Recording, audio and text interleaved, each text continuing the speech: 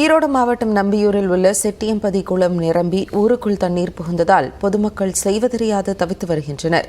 விவரங்களை செய்தியாளர் தினேஷிடம் கேட்கலாம். தினேஷ், தற்போது அங்கு இருக்கக்கூடிய சூழல் என்னவாக இருக்கிறது? வணக்கம் ஜெனிஃபர். ஈரோடு மாவட்டம் கோபிச்செட்டிப்பாளையம் அடுத்த நம்பியூர் பகுதியில் கடந்த 4 நாட்களாக கனமழையானது பெய்து வருகிறது.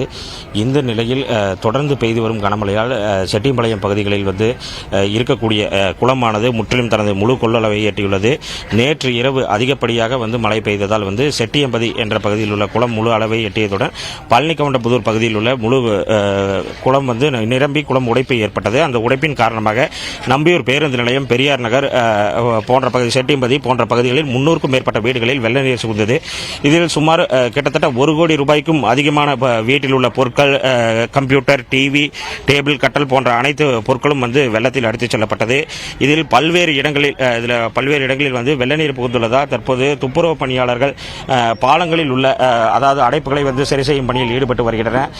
நேற்று இரவு பெய்த கனமழையால் தற்போது வரை மின்சாரமானது முற்றிலும் துண்டிக்கப்பட்டுள்ளது. பல இடங்களில் மின்கம்பங்கள் அதிக அளவில் சேதம் ஏற்பட்டுள்ளது. பேரூராட்சி சுற்றுச்சுவர் முற்றிலும் இழுந்து சேதத்தை ஏற்படுத்தியுள்ளது.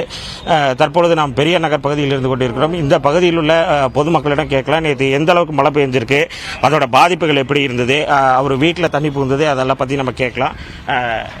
சொல்லுங்க, நேற்று என்ன நடந்தது?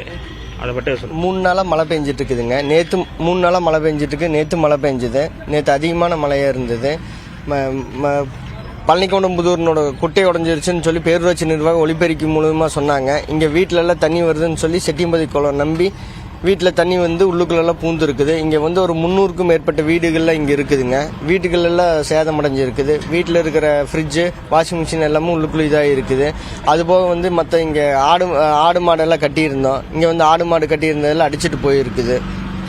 அப்போ பேரூராட்சி நிர்வாகம் நைட்டு எங்களை இங்கே இருக்கிற பொதுமக்களை எல்லாத்தையும் இந்த பக்கத்தில் இருக்கிற பள்ளிக்கூடத்தில் தங்க வச்சுருந்தாங்க. நைட்டு இரவுக்கு உணவெல்லாம் கொடுத்துருக்குறாங்க. ஜெனிஃபர், அவர் கூறியதைப் போலவே இந்த பகுதியில் உள்ள பொதுமக்கள் 300க்கும் மேற்பட்ட வீடுகளிலிருந்து பொதுமக்கள் பத்திரமாக வெளியேற்றப்பட்டு அருகிலுள்ள அரசு பள்ளி மற்றும் தனியார் மண்டபங்களில் தங்க வைக்கப்பட்டு அவர்களுக்கு உணவு வசதி மற்றும் அவர்கள் பொருள் சேதம் ஏற்பட்டிருந்தால் அந்த பொருள் சேதம், ஆவணங்கள் ஏதாவது தொலைந்து போயிருந்தால் அதுக்குண்டான ஏற்பாடுகளும் புதிதாக கிடைக்க ஏற்பாடுகளும் செய்யப்பட்டு வருகிறது.